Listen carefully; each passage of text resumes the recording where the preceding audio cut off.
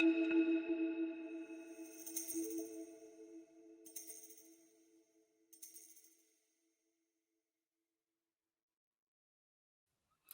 everybody. Welcome to Katrina, Rasbold, and Friends. And this time you get my best friend.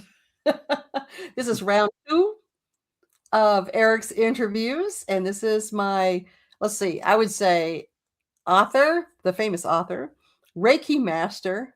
He's also an energy expert, both magically and mundanely, because he's an electrical contractor, and my wonderful husband of 30 years almost, Eric Rasbold. Hi, sweetie. I missed you.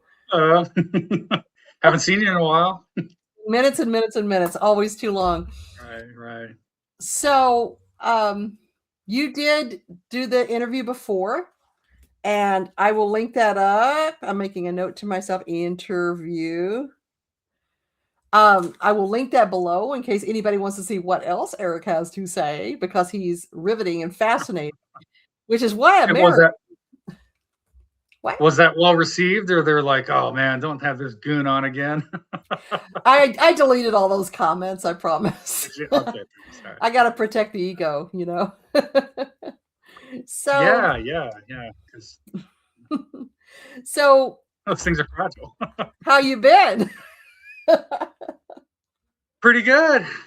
You know, I think if people are following our deal, especially spiritually, I mean, you'll know that you know, we're in the time of Yule. We just had our Yule ritual. We do it early because of other people's obligations. So we're kind of in that space, you know, where things are just kind of chill and relaxed, and you know, we're just kind of turning inward and opening up to new ideas and inspirations. And it's been great. Everything's been good here. The weather's been nice, and you know, I'm ready for winter to start, even though I'm not dressed like it, because it's still like 60 degrees out here. So we're doing what we can. Yeah. By the time this airs, I think it's I think it's actually Boxing Day, the 26th, that this will go up. I'll bet by then we've got some weather. Yeah, I mean, because you know, I'm always thinking about Boxing Day here in Shut up. I California. Like British. I like Britain. Shut up. So you know where that came from? No, you know where that's from, yes. right? Yes, okay, I good. did. Yeah. And it was a wonderful tradition. I spent 3 years in England in the 80s, and Boxing Day was when you gave your box of goodies to your mail carrier, your milkman, or anyone who provided routine service for you. And that was just a lovely tradition, but it also was about boxing up your Christmas ornaments and putting them away. I also thought it was especially cool because even though we don't do that in the United States officially, I was a mailman. Okay. And, you know, and I would get things, you know, left in the boxes for me. I do have kind of a funny story about that. Do you want me to tell it? Yes. This is so bad.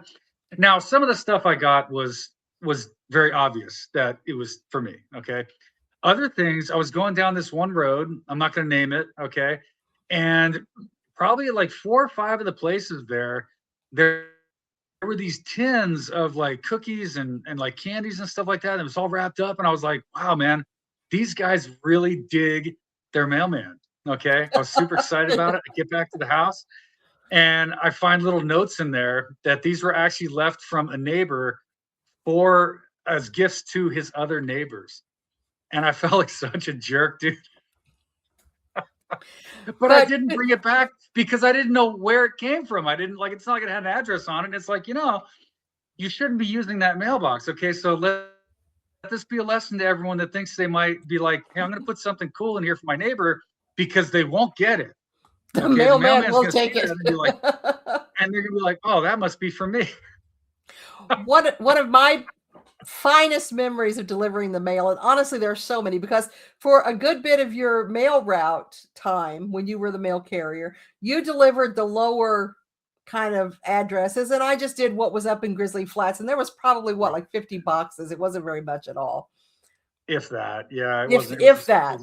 And one of the things I remember is, now in Grizzly Flats where we lived, we got crazy snow, insane snow. And I mean snow where it's, you know, 10, 15 feet a year or a season. And there was times that we would go out and you can't even see the cars because the snow level is higher than that. And And you you've got to gotta kind find of your cars first. you got to climb up onto the tundra from your deck, and get a ladder and get up there on the top. I remember we had a photograph of you bending over, touching the ground or the top of the layer to light a 6-foot torch. Right. It was Yeah. just really sticking up out of the ground. So there Yeah. was a lot of snow, and our kids were pretty young. And what I would do when I was delivering to those areas is I would take a kid with me because those guys are monkeys, and I would hand them the mail and say, "Okay, climb over that 5-foot berm on the side of the road that the snowplow left, and put Mr. Anders' mail in the mailbox." And Right. Right. they'd climb up and put it in there and climb back, and it was way better than an old lady breaking her hip trying to deliver the mail. Yeah, that place was definitely unique as far as the winters went. It was impressive.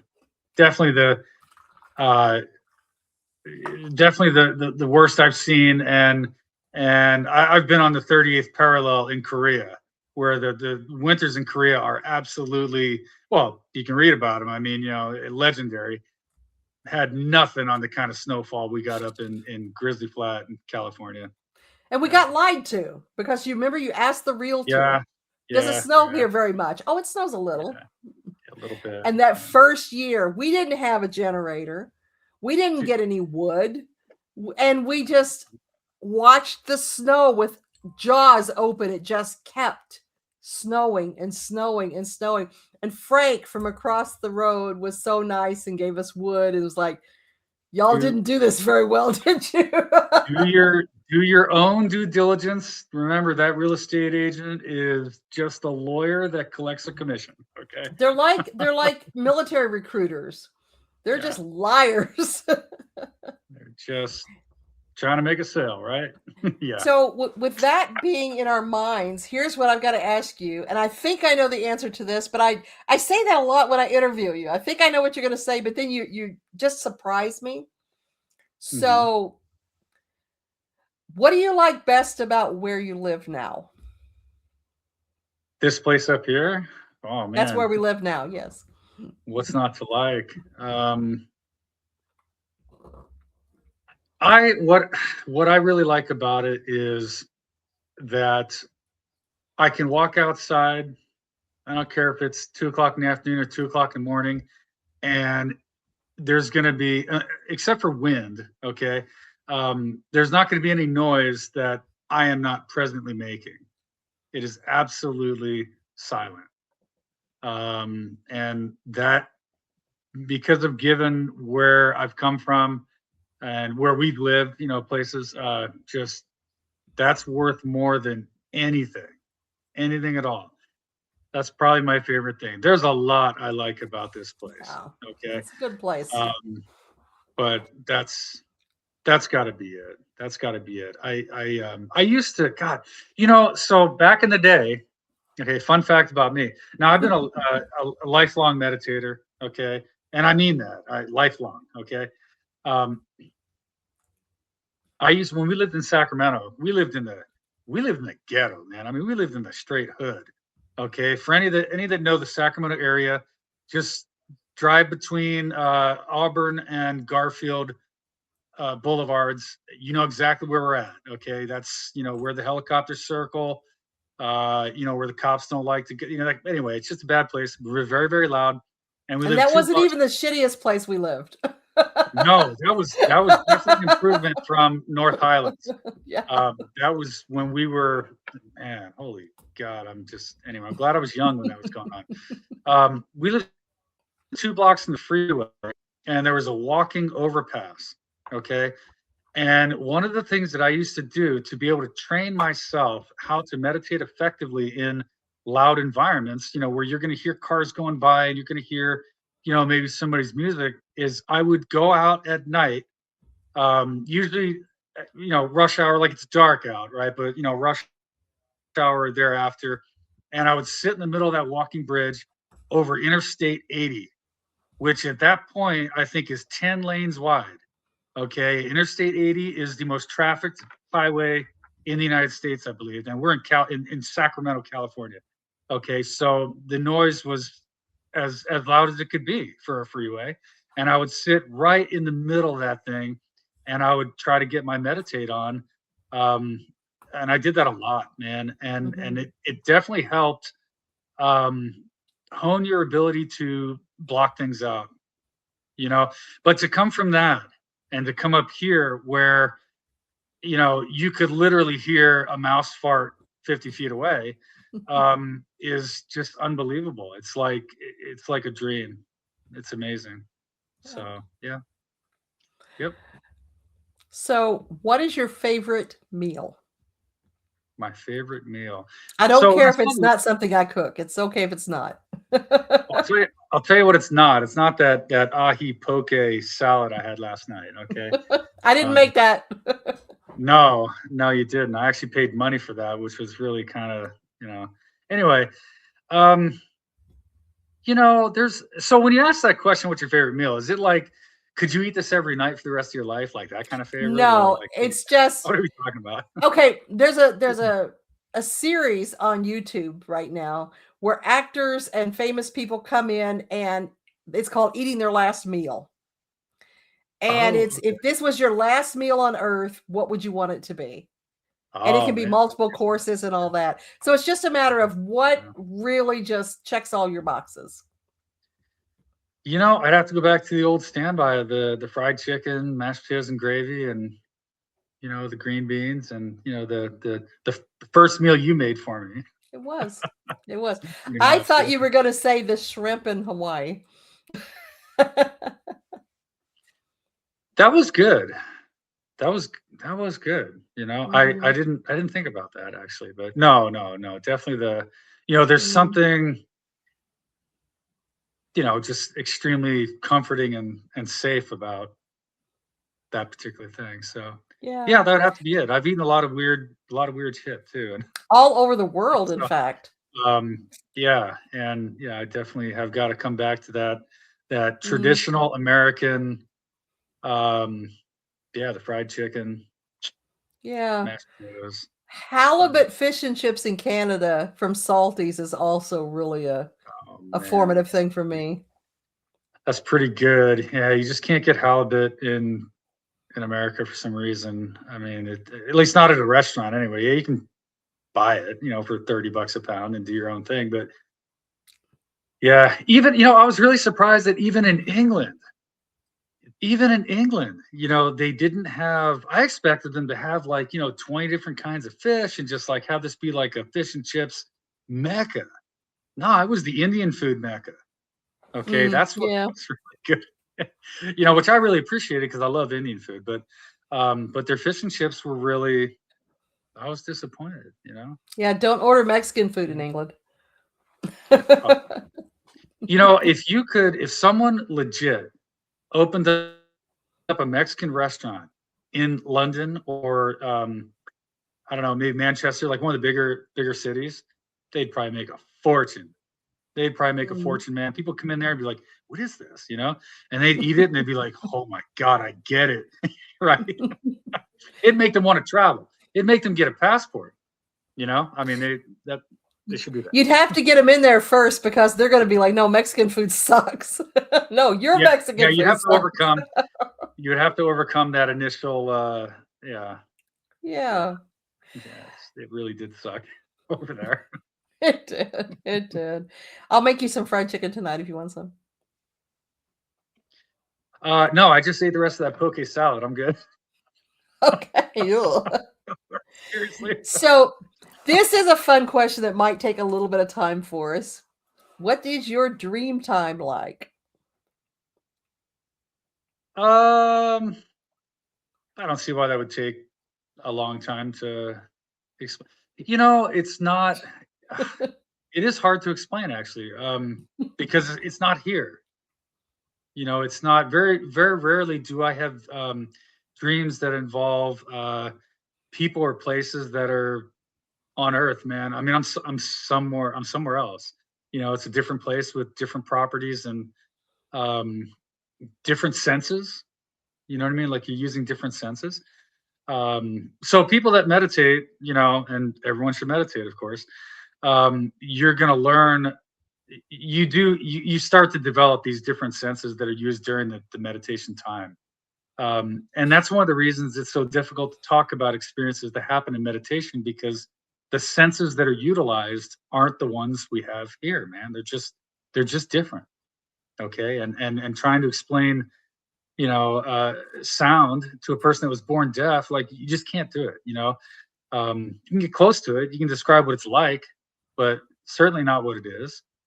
Um, so my dream times are like that. I like to think that when we sleep, so like I like, okay, like our souls are in this body and they're animating this body and we're using this vehicle like a driver uses a car. But our souls can't take that confinement for very long. So when we sleep, our souls leave. They do other things. Okay, they free Mhm. themselves temporarily from this prison, and the places that they go, whether that's within or without, I think is gives rise to a lot of our dreams. Um, yeah, I think there's also processing that happens from the day and subconscious and all the psychological things that we have pondered and researched through the years. But I think there's that component of the soul leaving as well, and actually going somewhere. Okay, Mm. and it's that somewhere um, that I mostly experience. So So you've had yeah, I know it's prophetic not very dreams. enlightening, but You've had prophetic dreams uh, before. yeah, I'm trying to remember what some of them might have been. Do you? I just know that it's happened. Okay. Yeah. Um, yeah, that's damn. I'm trying to think of a good example of that, because that's rare. It's a really rare thing.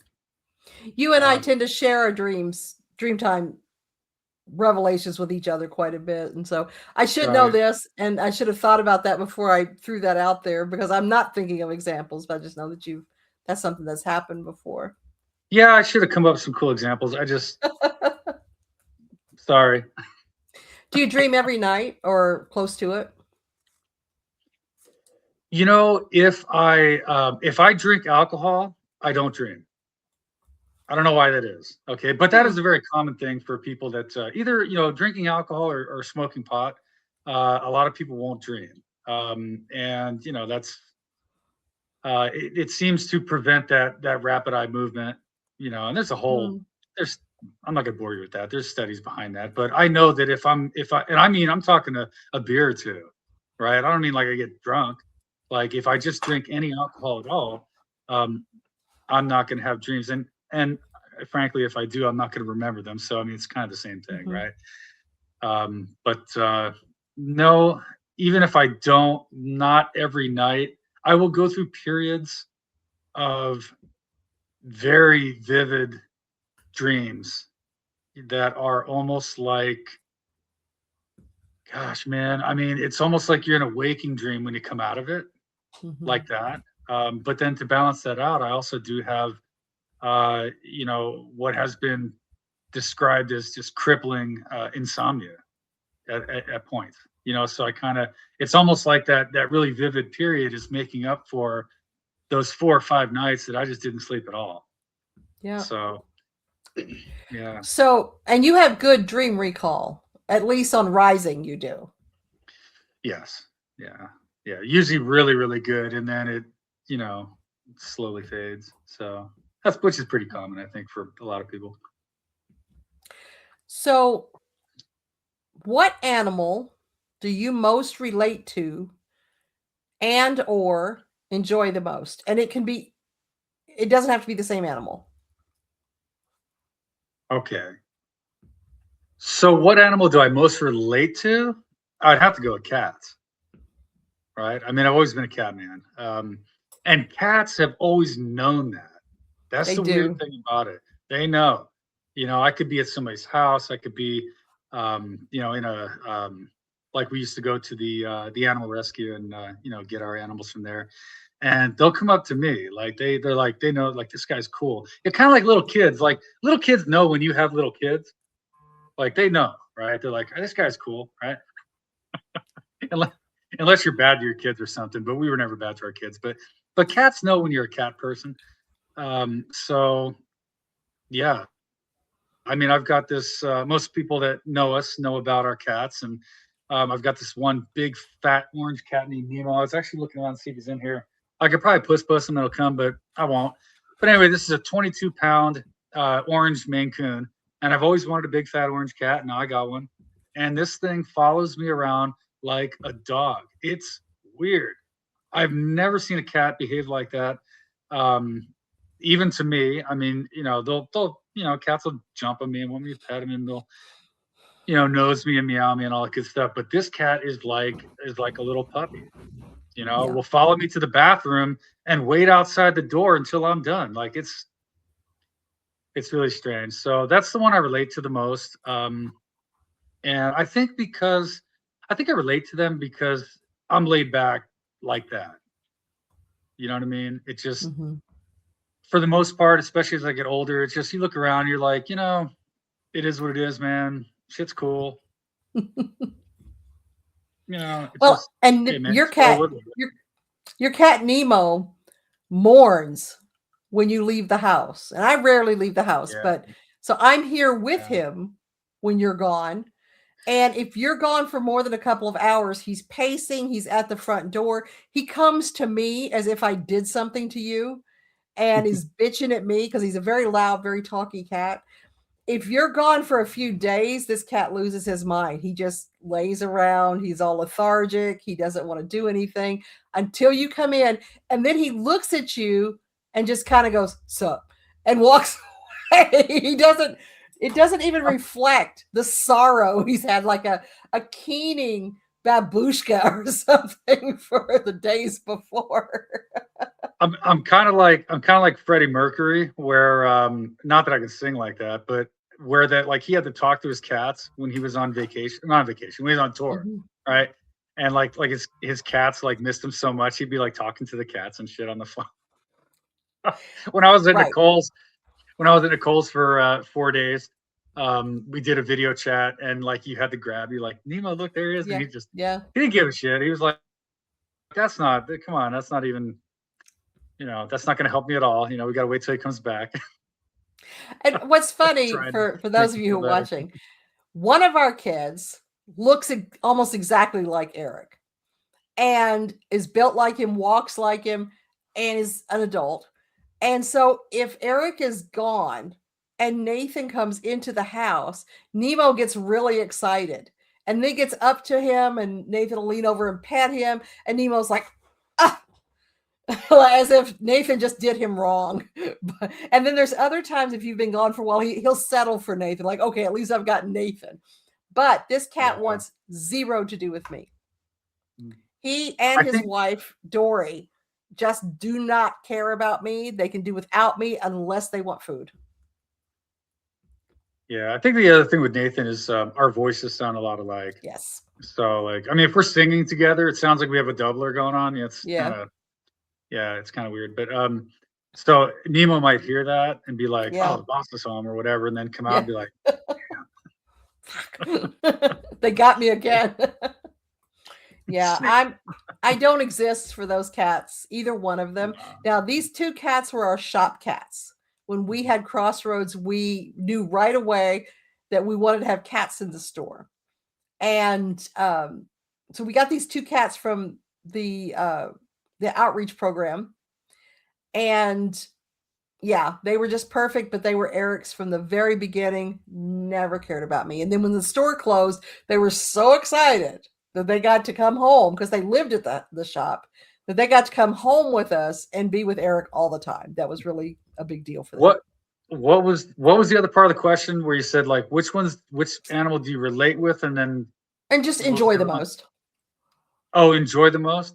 Okay, all right, yeah, I think the enjoy the most, it's got to be Mm-hmm, mm-hmm. giraffes, I right? know. Look behind you.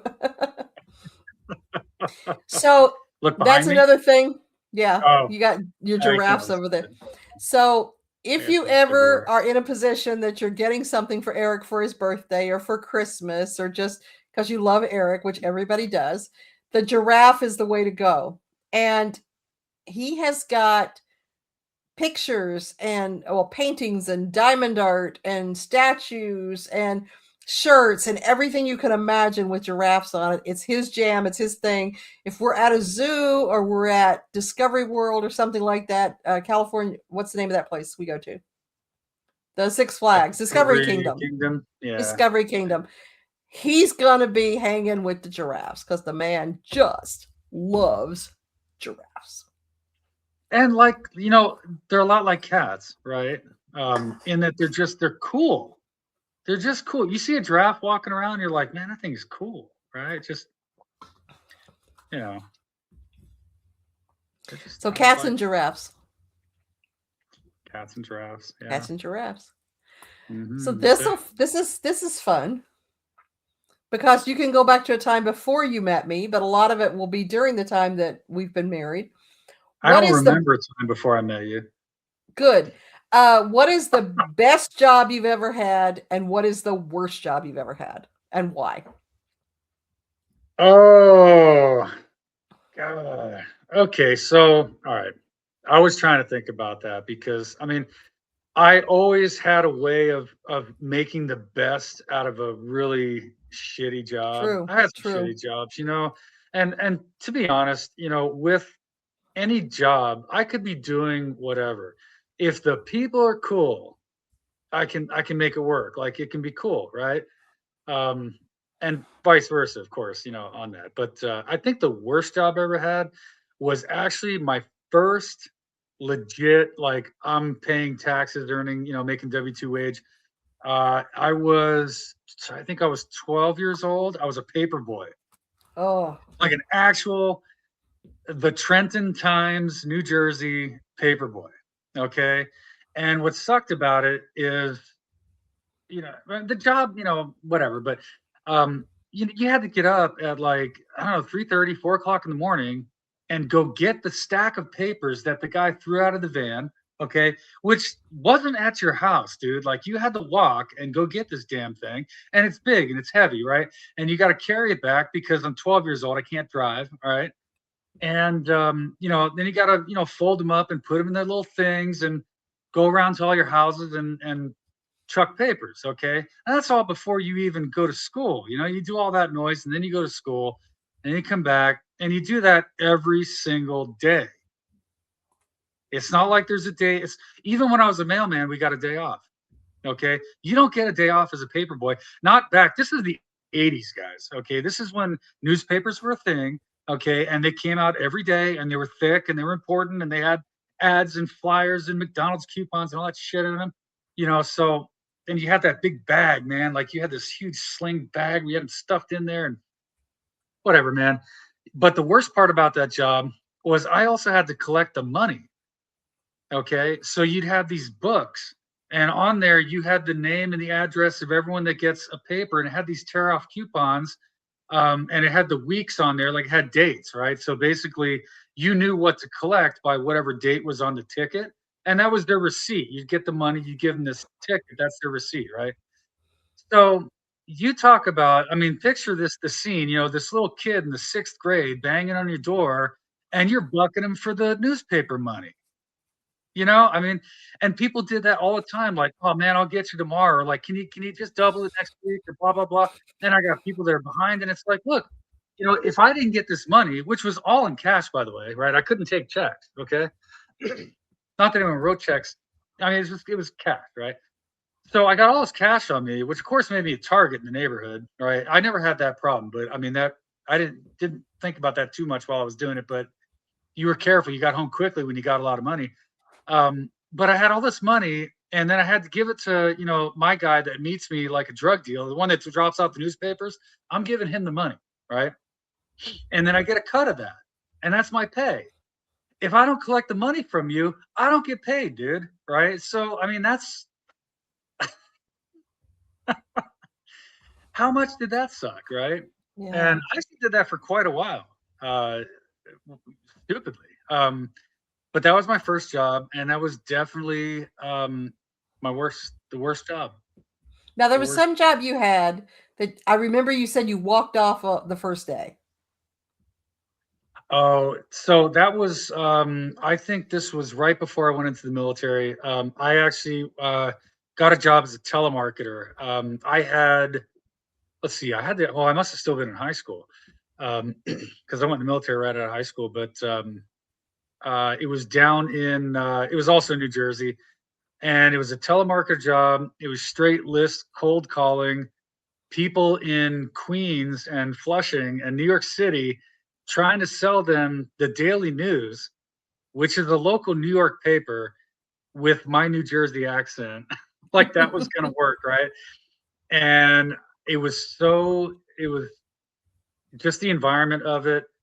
I literally lasted 6 hours at that job. I went from 6 in the morning till noon. And by noon, I'm like, man, you can kick the $20, dude. I'm out of here. They didn't. They paid me whatever, $4 an hour, whatever the hell it was. I don't know. I didn't make any sales, so I didn't get any commissions. But um, I was just like, that's all I need to know about telemarketing. That is all I need to know. Um, yeah, yeah. I walked out of there. I think that was the one job. I think it was the only job where I was just like, just Now you have had some really great jobs too. What were your best jobs? What was your great best job and what were your runners up? my best okay, so job, like when I think job, I think employee, okay, not a business that I've owned. Okay, No, so no. I mean, you get out of the bed in the morning and you go and you work and you come home. um gosh, well,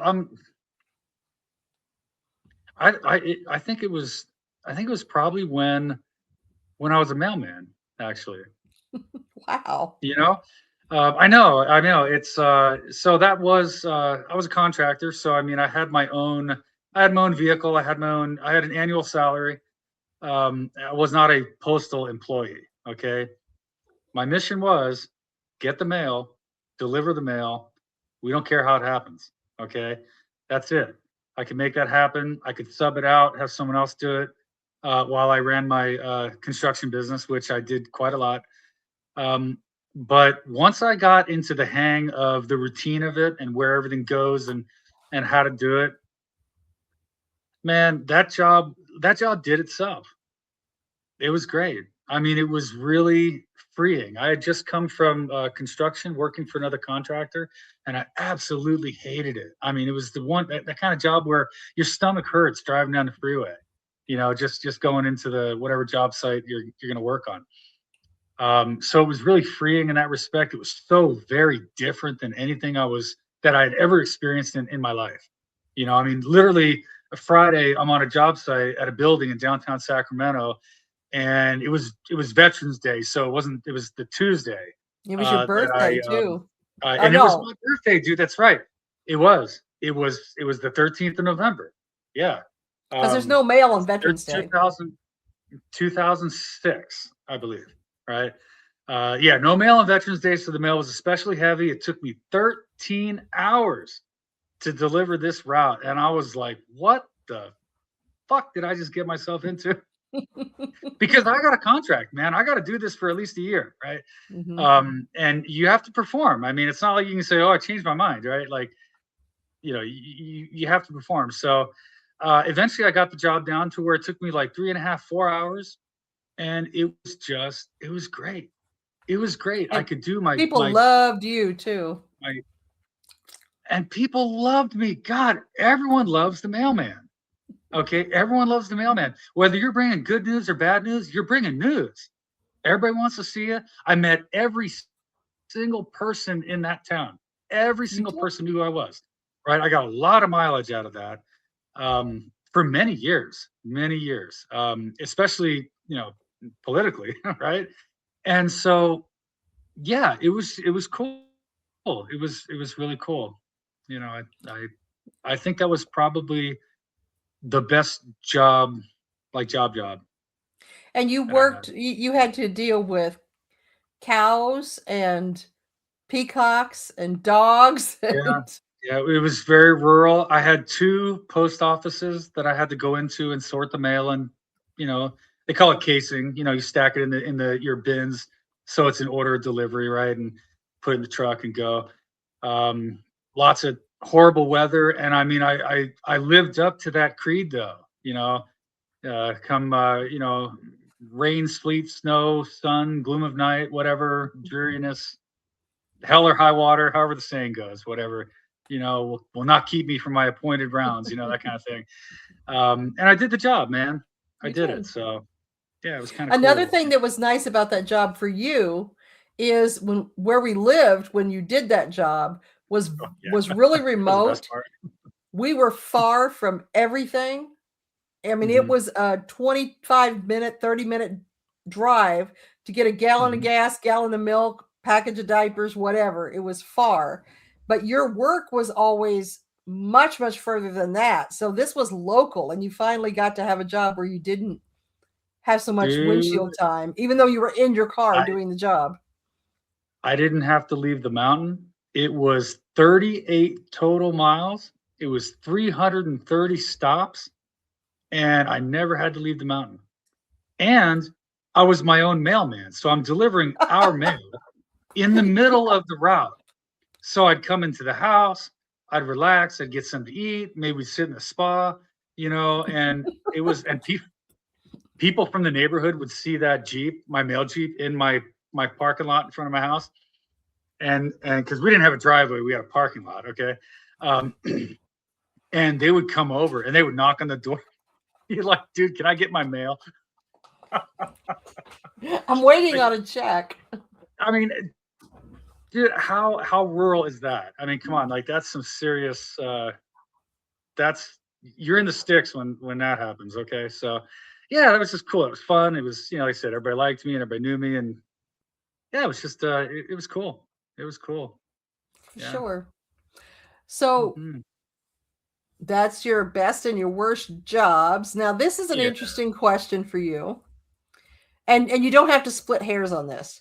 Have you Is it ever interesting just for me, or yeah. is it an Have interesting you question in because general? it's an interesting question specifically for you because I know your history and also because you are a person that your entire life is in the woo-woo. I mean, metaphysical store, in the Oh, woo-woo. okay. Yeah. You're a pagan leader, you're married to a witch, you ran a metaphysical Yeah. store and you were the face of the store. I mean, you were the store. I was the bog witch hiding in the cave, but you were the We are store. as integrated into that scene as you can possibly be. Right. So have you ever seen a ghost? And if so, what happened? And by seeing, I don't necessarily mean with your eyeballs. I mean, what is your experience regarding ghosts? Okay. So in the traditional idea of the question, have you ever seen a ghost? Um, I have not really had that full on full torso vapor apparition like they talk about in Ghostbusters. Okay. Um, I have had different experiences with phenomena that can't be explained that you could call a ghost.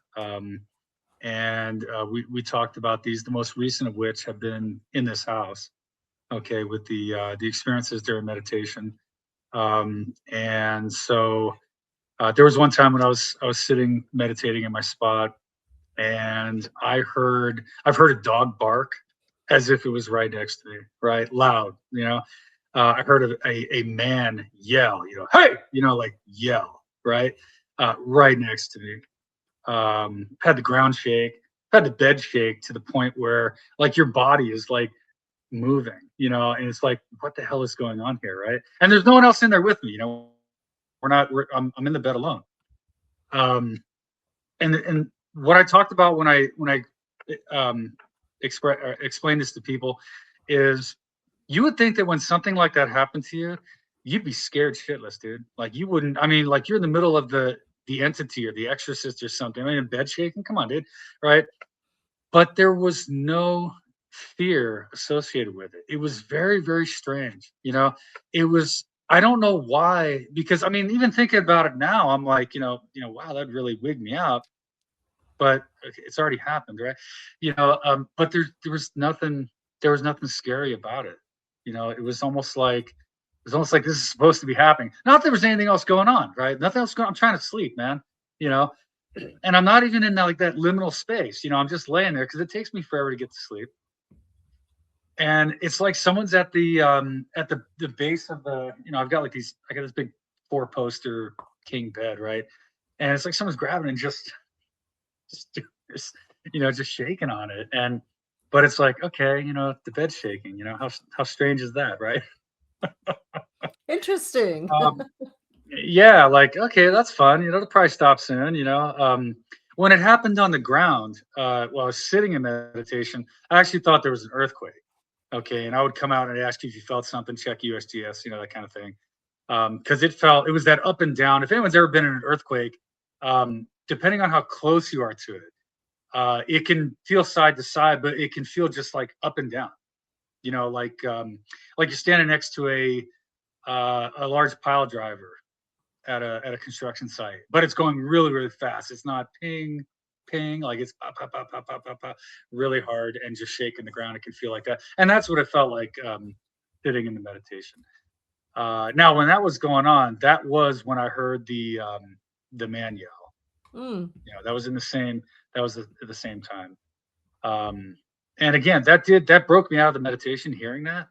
But it wasn't scary. It wasn't like, oh, there's a demon hanging out in the room or some kind of ghost it wasn't it sounds stupid to say because like you would think that would be scary, right? And it wasn't. I don't know how to explain it. But no, full on, we've seen things where I don't know, man, like it's almost like you not quite corner the eye, but like, did you see that? Yeah, I saw something, like, and it was kind of distant, maybe in another room, it was a shadow, a figure, that type of thing.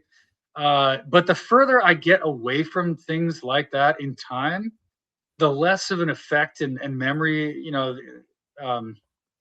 it has on me. You know what I mean? Almost like it fades, kind of like a dream, but much longer time period. But the bed shaking, the floor shaking, the guy yelling, that's not fading at all, man. Like that's as if it just happened, So I've those are my had ghost a number of experiences. Yeah. I've had a number of ghostly You, experiences in this house as well, and I have the yeah, you've been same. much more Yeah, I paranoid. have the same reaction. I've never had any fear, and this has been the most haunted place I've ever lived in, and I've never once Yeah. felt fear around any of those experiences. I felt Oh if God. No. if anything, I just felt it sounds silly, companionship. Mhm.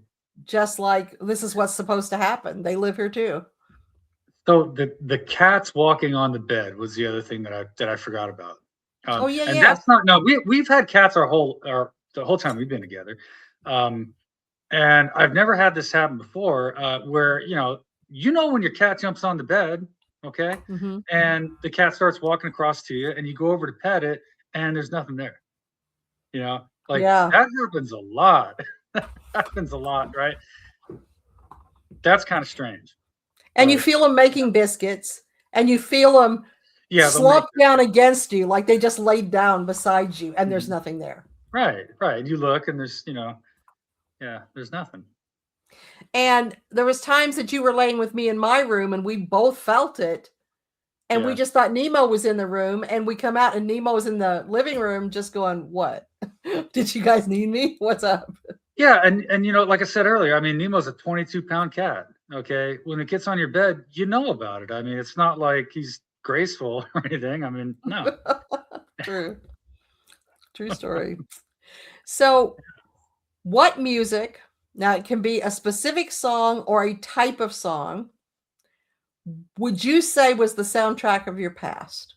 And you can go through different decades, or you can, like, what are some songs that stand out for you as being meaningful to your nostalgia?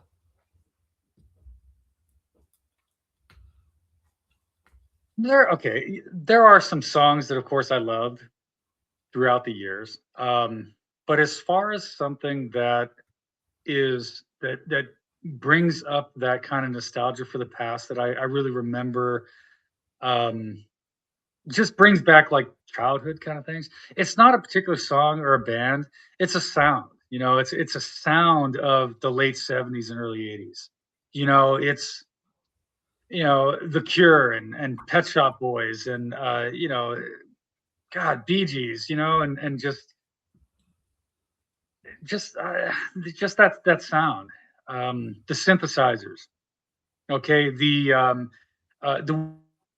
weird drum beat that kind of before we had drum machines, but we kind of did, but they were keyboards and we'd sample them, and Mm-hmm. because nobody could really drum that fast, from the disco era, that kind of stuff, and it's got the synthesizer going, and I don't care what it is or who it is, but that's going to resonate for me as being from that's just that time period. When I was a young adult, it was more like Red Hot Chili Peppers, and um, then I had a death metal phase, man. Like Morbid Angel and Metal Church and all that good stuff. But if I had to, okay, all right, let's do this. Here it If I, comes.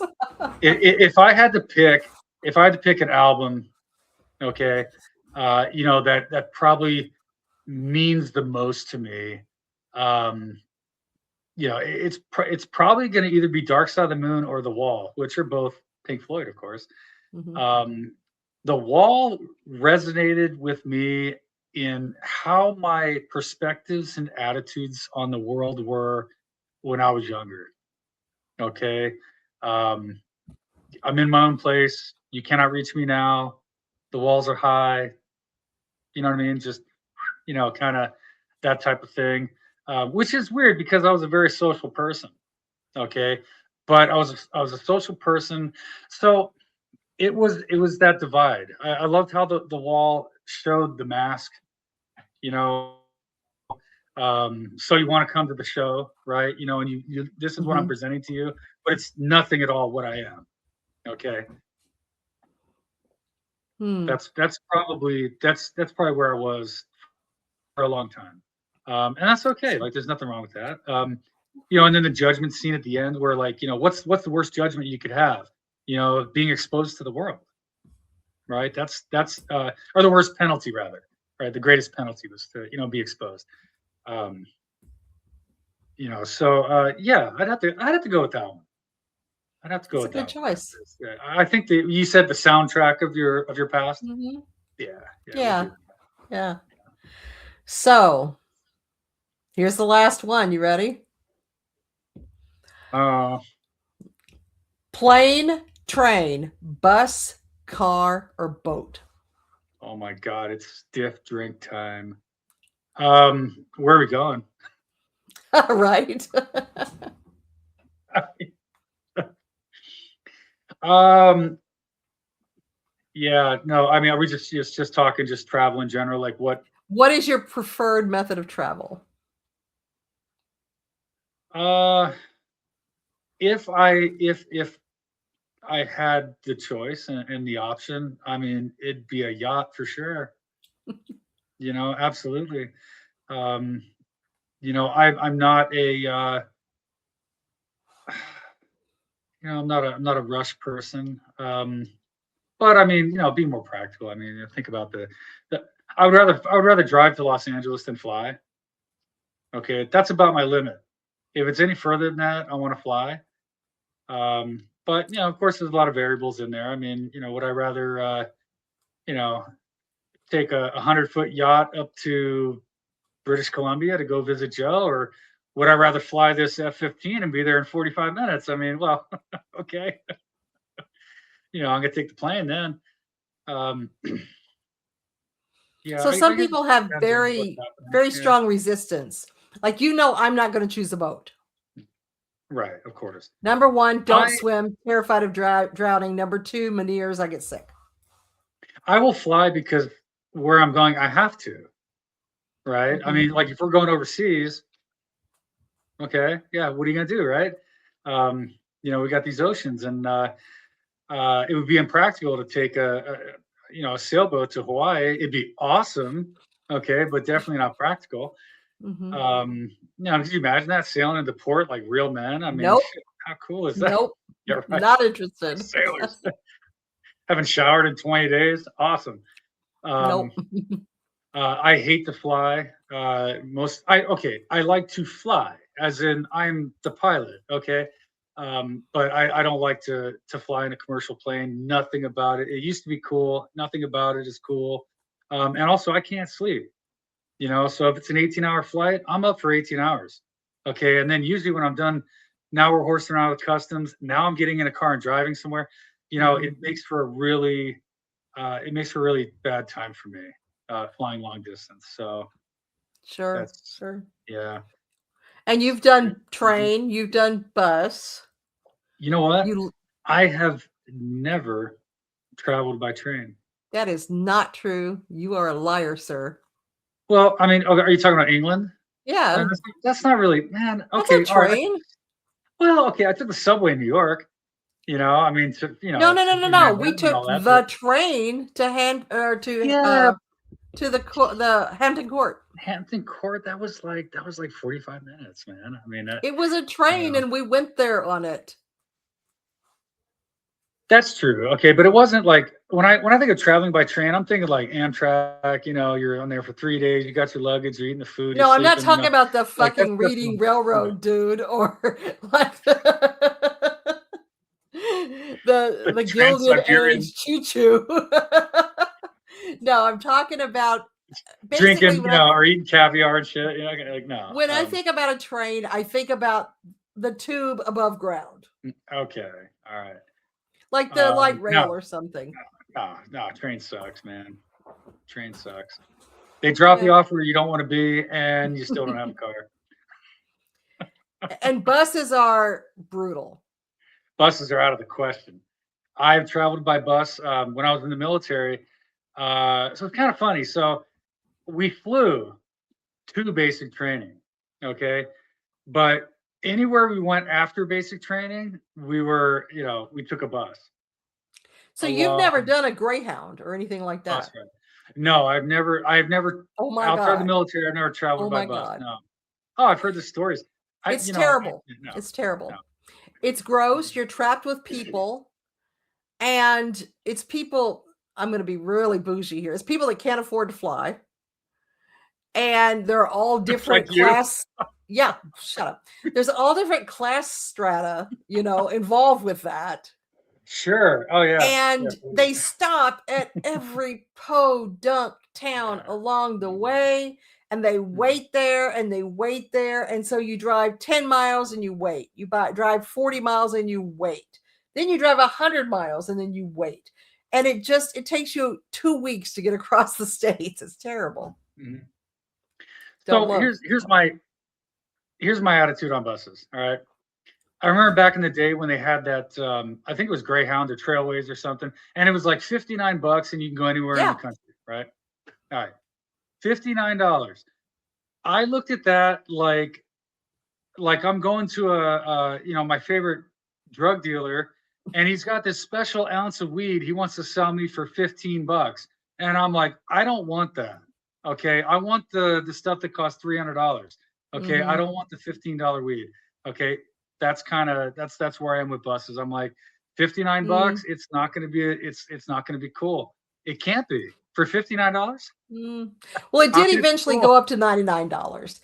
And when you're younger, the bus is mostly Mhm, okay because you're saying, "Hey, I can drop $100 and get, to mhm, Oregon." So I pay $100 plus my food along the way. mhm. And so when you're younger and you really are trying to save money, it's great. But in terms of travel, I definitely feel like it's one of your least exciting ventures. I can sit in a seat for 5 hours. I can't sit in a seat for 5 days.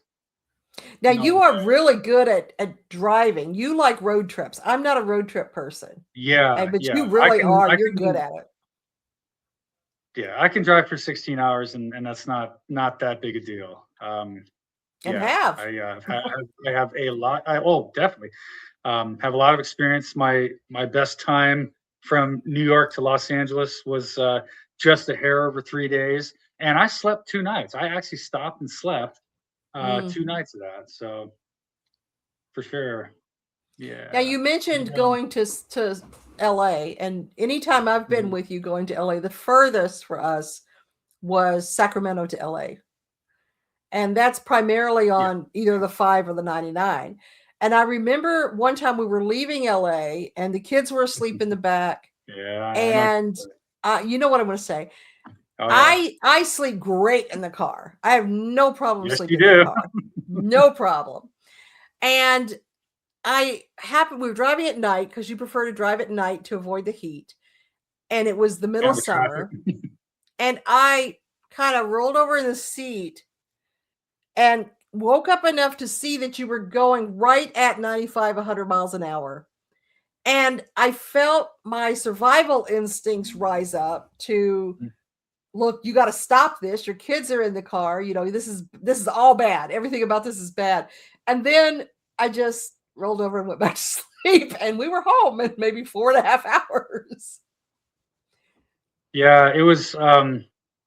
Yeah, we had a brand new MKZ, and I drove the 400 miles between Los Angeles and the 550 Connect. It's exactly 400 miles in just over 4 hours. I mean, yeah. So you can if do you the saw the math of speedometer that. and it said 95, I must have been going around a turn or something. So I remember, Seriously. I think it was that trip, there was some lady that you were I was clocking racing. with. I raced her all the way to the 101 split from like Castaic, or all the way down the Grapevine to the 101 split. Like it was really funny, and we were racing each other because we're the only two on the road. You know, she'd come up, she'd look over, you know, and she'd come by me, and I'm like, screw that, yeah, you know.